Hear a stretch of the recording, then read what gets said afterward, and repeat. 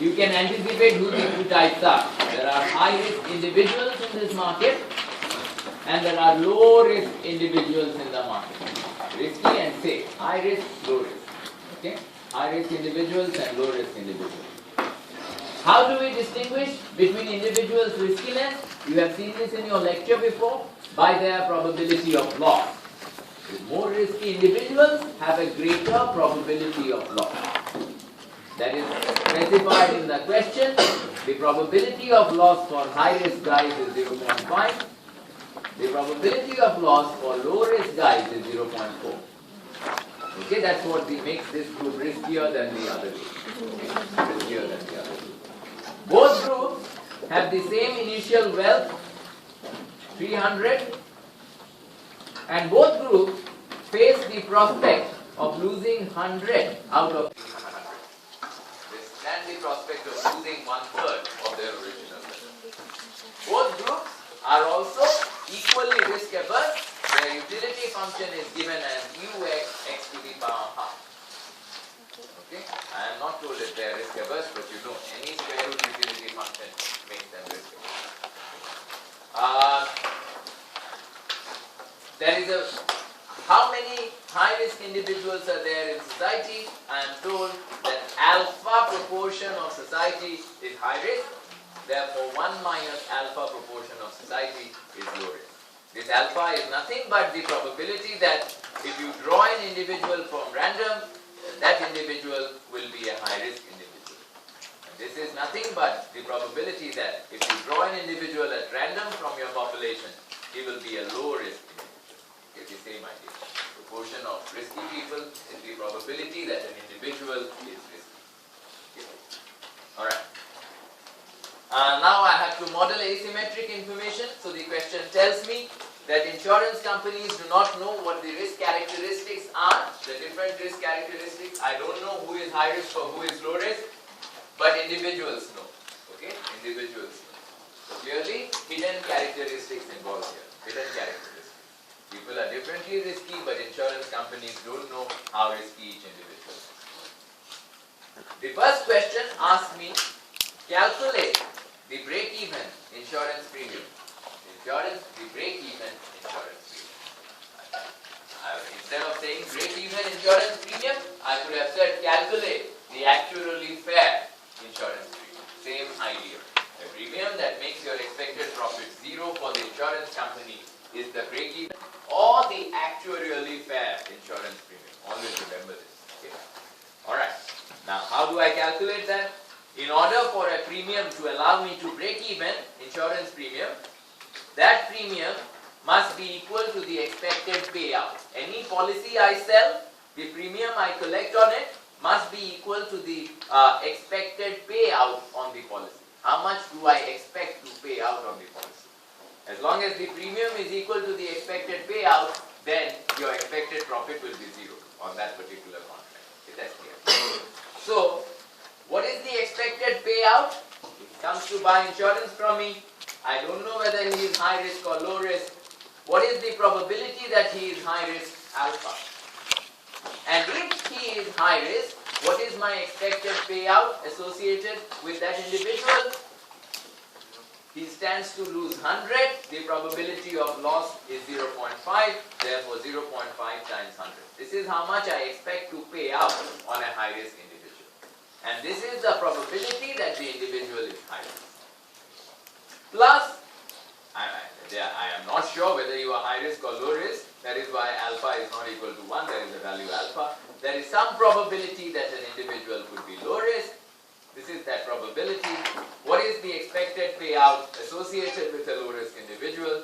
Is 0.4 times 100. Probability of loss times amount of loss.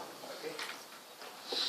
So this entire expression on the right hand side is the expected payout associated with any insurance policy I sell. Any insurance policy. When I cannot sell, whether you are high risk or low risk. Therefore, the premium that allows me to break even on that particular insurance contract is just this. This is the actually fair premium. Now, whether this is the break-even premium or not depends. Depends on what? Depends on what? Look at this calculation. This calculation is made, this is very important guys, okay? Made based on the idea that both high risk and low risk guys are buying insurance. Buying insurance. So, if it is indeed true that at this premium, both high risk and low risk guys will buy insurance. In other words, if at this insurance premium, there is a pooling equilibrium, both high risk and low risk individuals continue to buy insurance, then this will be the break-even premium. It will be the break-even. However, if there is a separating equilibrium at this premium, in other words, only high risk individuals buy insurance at this premium, low risk individuals don't.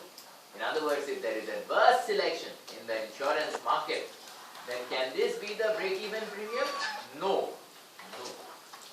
This is the premium that will allow you to break even when both high risk and low risk guys are buying insurance. But if only high risk guys buy insurance, this cannot be the break-even premium.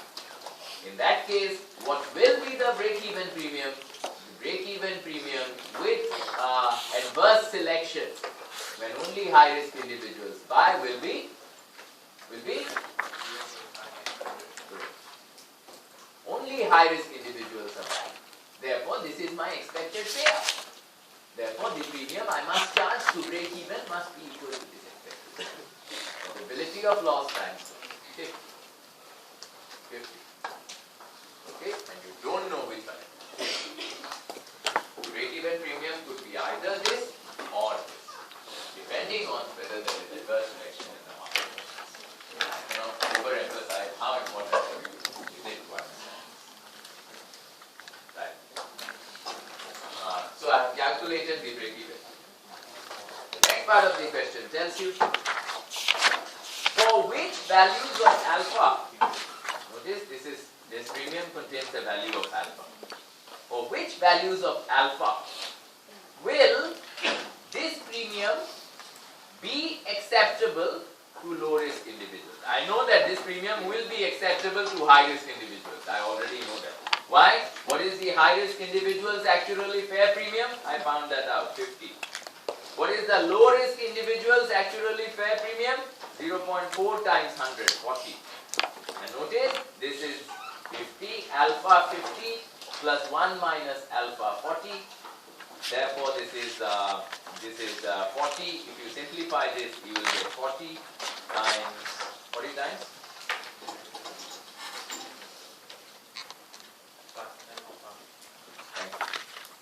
If you simplify this, you will get this 40 times plus 10 alpha.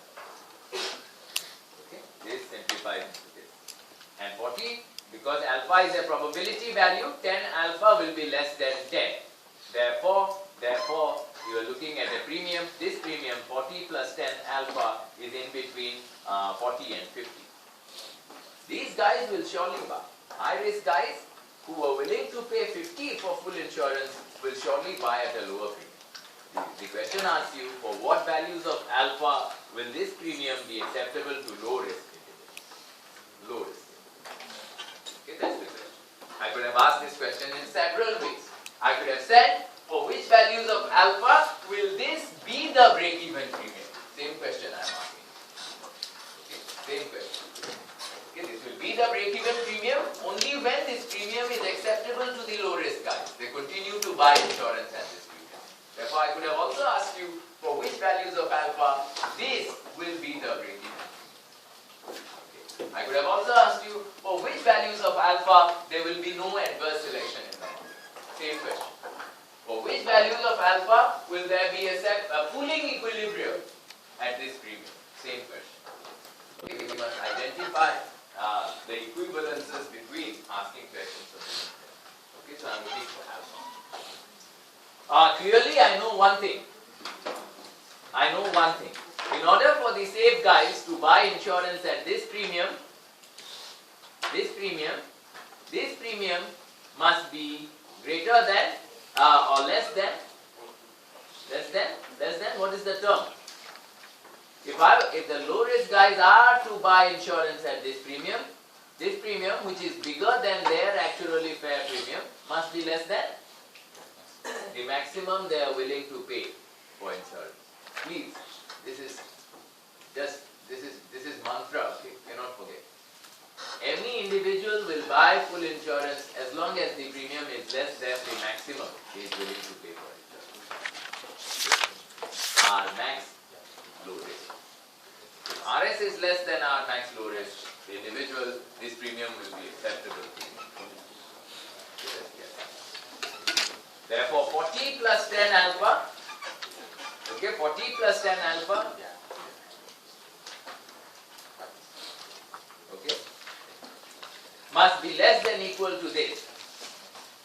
How do I calculate this? How do I find the maximum that the individual is willing to pay for full insurance?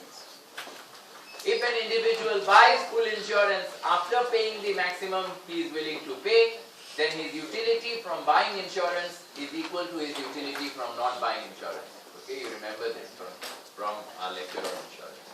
So if this is the maximum, an individual is willing to pay for insurance, this condition holds. U W minus R max LR. This is what happens to my wealth if I buy insurance after paying the maximum I am willing to pay. That must be equal to the expected utility of not buying insurance. I solve this equation to calculate R max. Ladies and gentlemen, please. What is this?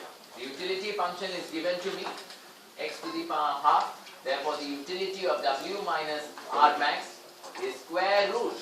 W is 300 minus R max. Okay, I am just calculating the maximum the individual is willing to pay for insurance. That must be equal to the expected utility of not buying insurance. What is that? If I don't buy insurance, there is a 0.4% chance that I will lose. So 0.4 is the probability of loss. Probability of loss. How much is my wealth become if I lose? 300 is my wealth, 100 is my loss, therefore my wealth will become 200 and the utility of that is root 200. Plus 0.6 that I will not lose anything, and therefore my wealth will remain at 300, the utility of that is 300. Got it? Okay. This is the equation you solve to find out what is R max. Any questions, guys? This equation also like mantra, it must be in your head all the time. That is how I find the maximum I am willing to pay for.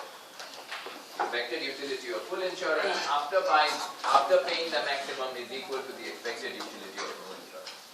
This is the certainty equivalent of the no insurance. Now, you solve this equation, you will get R max is equal to 42.4. Okay, I am not going to solve it, okay? I have solved it before. I am not going to solve it in class. It's just that you have to square both sides, or you just put it into your calculator, get this value, square both sides and solve for R. There's just one unknown simple equation. Okay, so this is 42.4.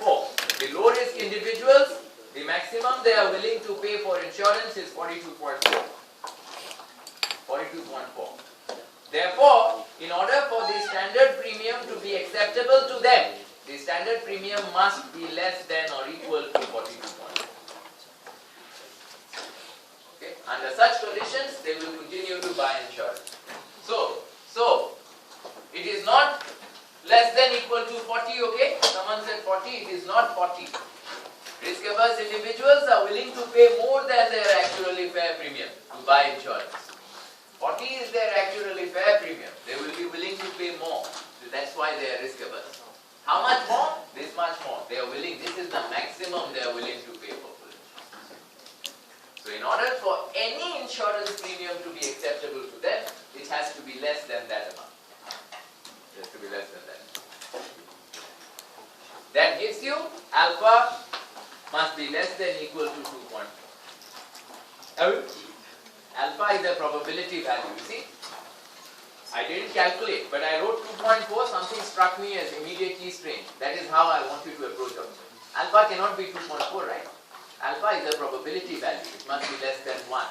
The moment you write alpha less than equal to 2.4, something must go on in your head. An alarm bell must sound here. Okay? It cannot be 2.4.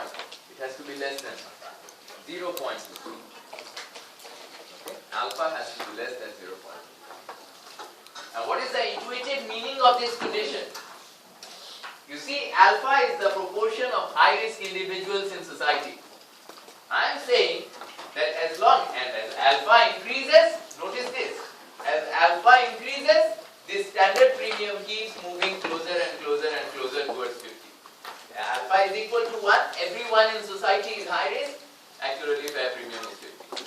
Alpha is 0, actually fair premium is 50.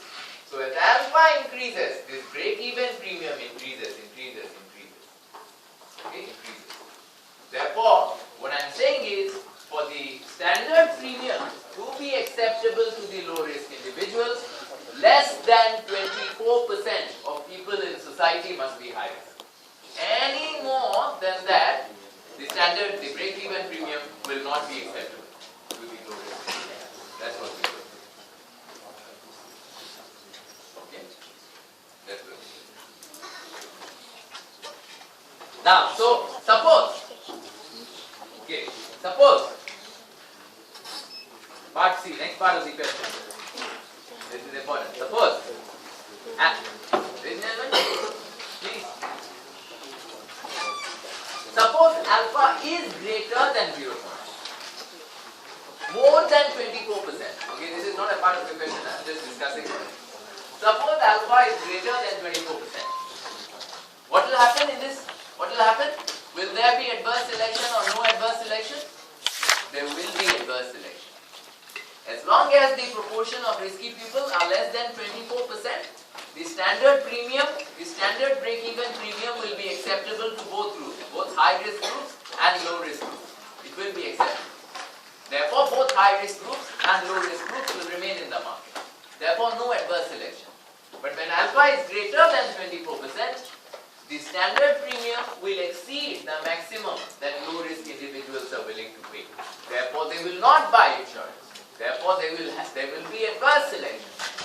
And with adverse selection, you already know the break-even premium will be just the actually fair premium for the high-risk guys, because they are the only ones who will be buying insurance. So the break-even premium will be RF high risk, which is 50.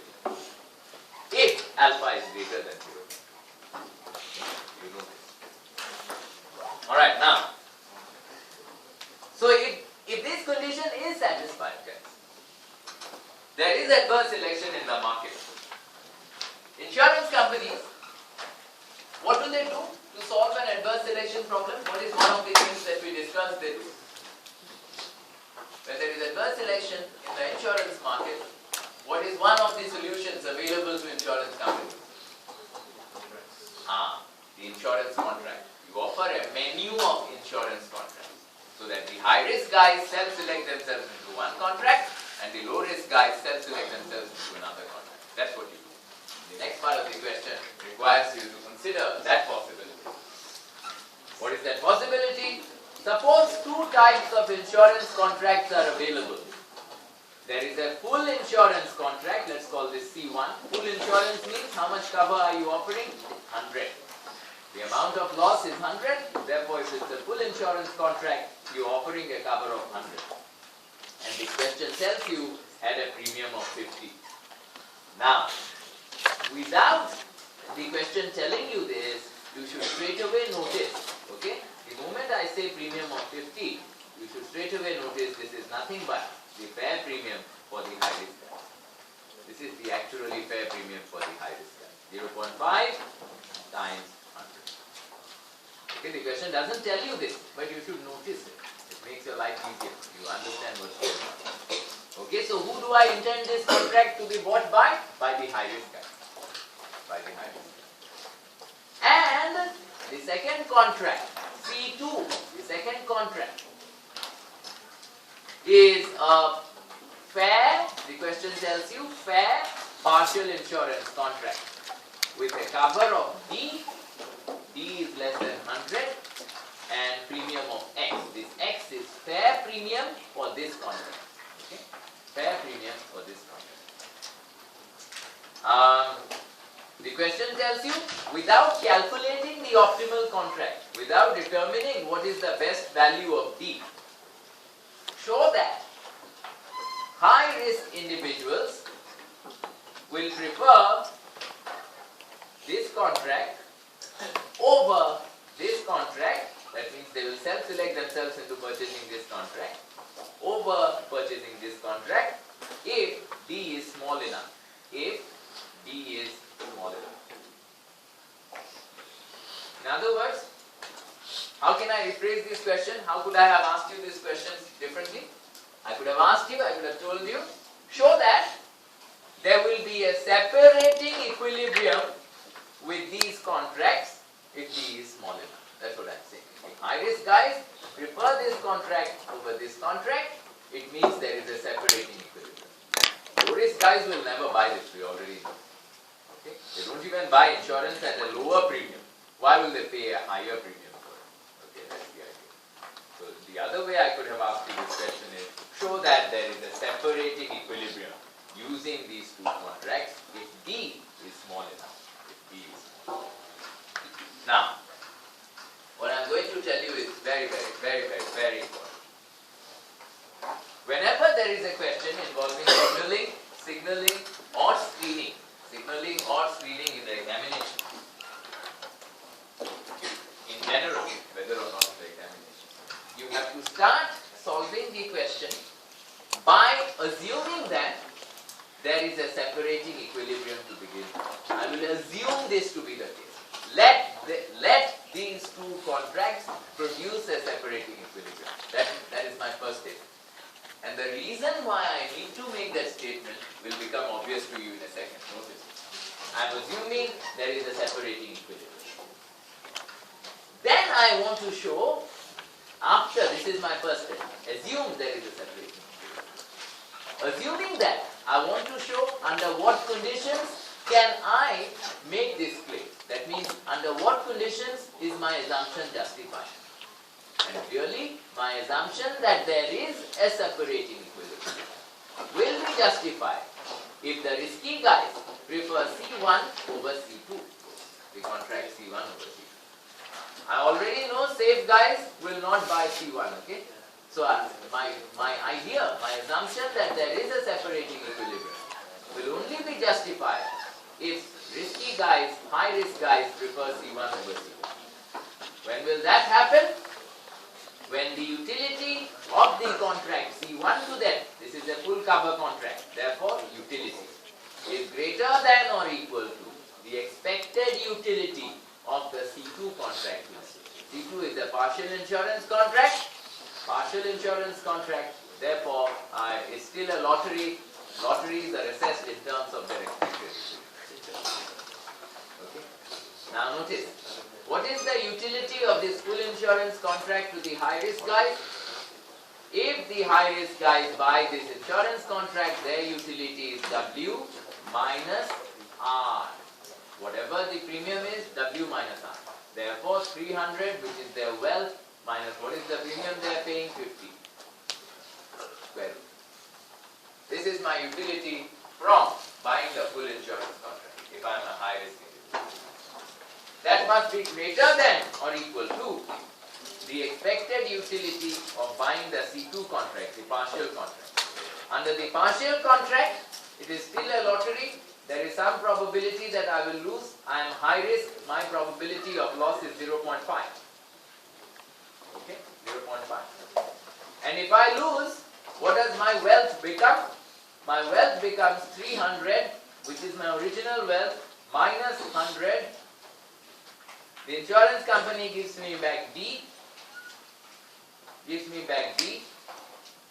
plus minus I have to pay the premium X. The utility of that is this. However, there is also some probability that I don't lose. That happens to 0.5, in which case my wealth remains 300, no loss, no claim, but I still have to pay premium X. Okay? Now now understand this x, if this is, pay attention, if this is the actually fair premium for this contract, this x must be a function of d. This is the amount of cover. Any actually fair premium is probability of loss times the amount of cover. Correct? Probability of loss times the amount of cover. I need to put a d in here. I know it's the function of d. I need to put a d in here. But what probability of loss should I put in here? Should I put in PHR or should I put in PLR? Which one? Why? No. Because I have assumed there is a separating equilibrium. That's why that assumption is crucial. Unless I assume that, unless I have made that assumption to begin with, that there is a separating equilibrium, I cannot determine which one to put. Only if there is a separating equilibrium, then I know that this contract will be bought by the safe group, then I can put PLR in there. Okay. If I cannot, what my intention is not the point here. Only in a separating equilibrium, the actually fair premium for this contract will be PLR times D. That's the point. That's the point. If both groups, if there was a pooling equilibrium, both safe guys and risky guys want to buy this contract, PLRD cannot be the break-even. Cannot be the fair. Cannot be. Therefore, the assumption, this starting assumption, let there be a separating equilibrium, let there be like, let there be a separating equilibrium, is important for us to determine what value goes in. Otherwise, I cannot determine. Okay. Now, so because of this assumption, I know that this will be PLRD. Therefore, this x is nothing but 0.4D. The probability of loss for low risk people is 0.4. So this will be 0.4.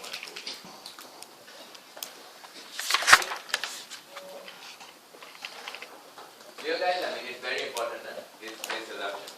And this is true not just about screening problems, screening games, it's also true about signaling games. For our purposes, whenever we need to see whether a separating equilibrium exists through a screening device or through a signal, we will start by assuming it exists. And then we will show what conditions need to be satisfied for it. Alright, now, okay, there is only one unknown in this equation, D, B, E, nothing else is unknown. You solve this inequality to get the value of D, okay? Square both sides again, solve it, you will get the value of D. I'm not going to solve it, I'm telling you the answer is D is less than or equal to 17. Okay? Now, what does this mean? Intuitively speaking, what does this mean?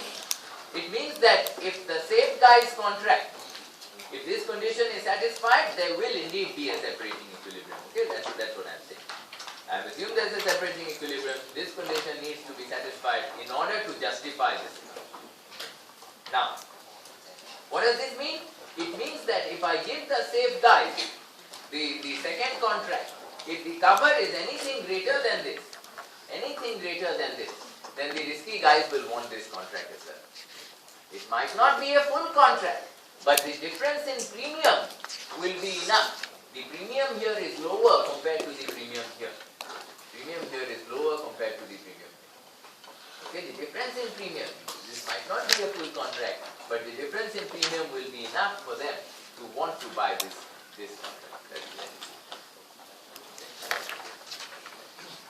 But to make sure that the cover I am providing to the low risk guys is less than 17.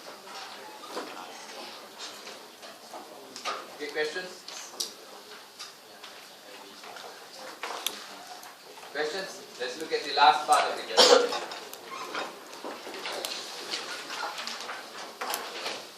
So, now again let us assume Part D of the question. Let us assume alpha is greater than 0.24. In other words, the proportion of risky people in society is more than what we need in order for both groups to buy insurance. So I have already said alpha greater than 24 means there is adverse selection. Safe guys don't want to buy insurance. Low risk guys don't want to buy insurance at the standard premium. Okay? There is adverse selection. But clearly insurance is beneficial, so the government steps in. The story goes, the government steps in, makes insurance compulsory. Everyone must buy insurance.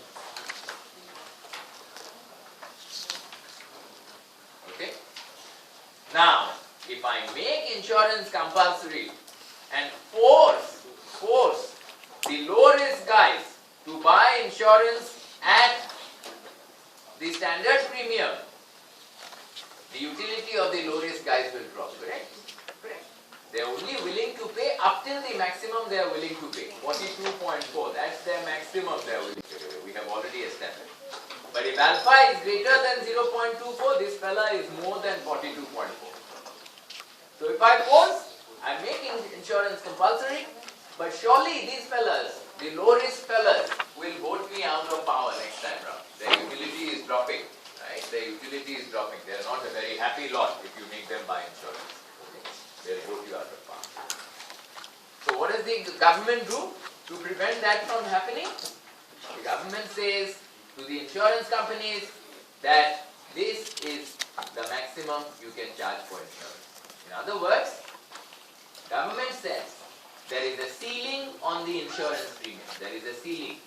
Insurance premium that is charged to everyone cannot exceed, call this R star, R ceiling. Insurance premium R ceiling cannot exceed that premium at which the low risk individuals are as well off buying insurance as they are as not buying insurance.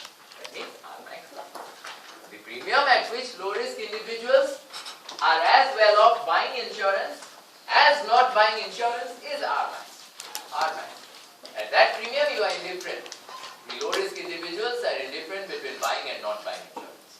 Therefore I ask you, what is the premium at which the low risk individuals are as well off buying insurance as they are not buying insurance? That means, okay. So the government says, okay, I cannot afford to lose power, these fellows will not vote for me. Let's say the ceiling, the maximum premium is 42, which is R max allowed. That's what it is. Okay. Now, the low risk fellas are okay, happy. Okay, I'll vote for you. But someone else will not vote for the government. Who will not?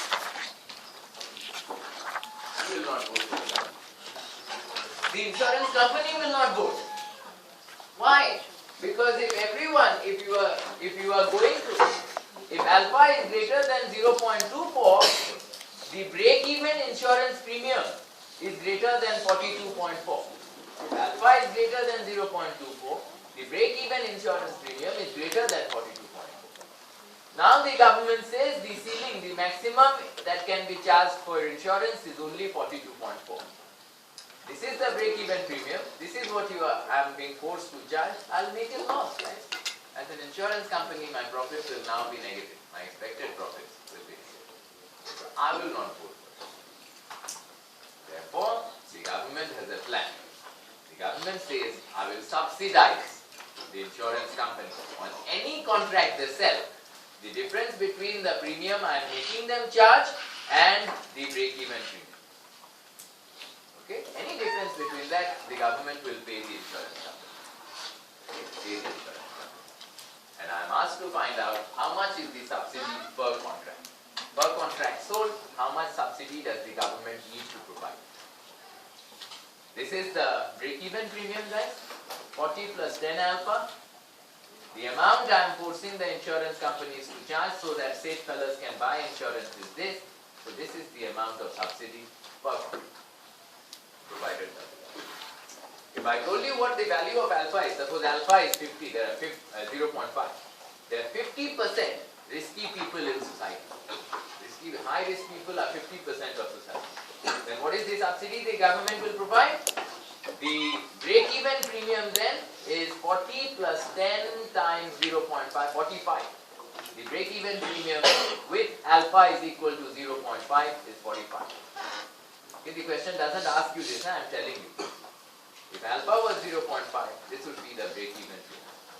The government is forcing you to charge R max LR, which is 42.4. The break-even is 45, I am charging 42.4, I will surely make a loss. That's the idea. So the government must subsidize. How much is the subsidy per contract? Break-even premium minus break-even premium minus $2.60 per contract. The government will give to the insurer per contract.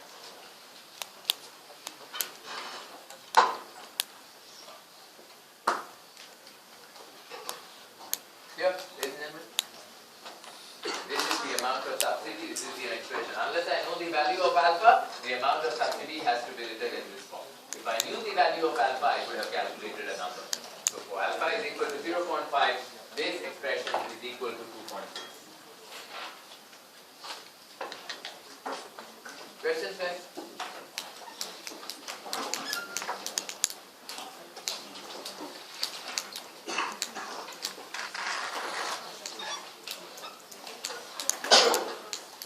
If no questions, look at the next question.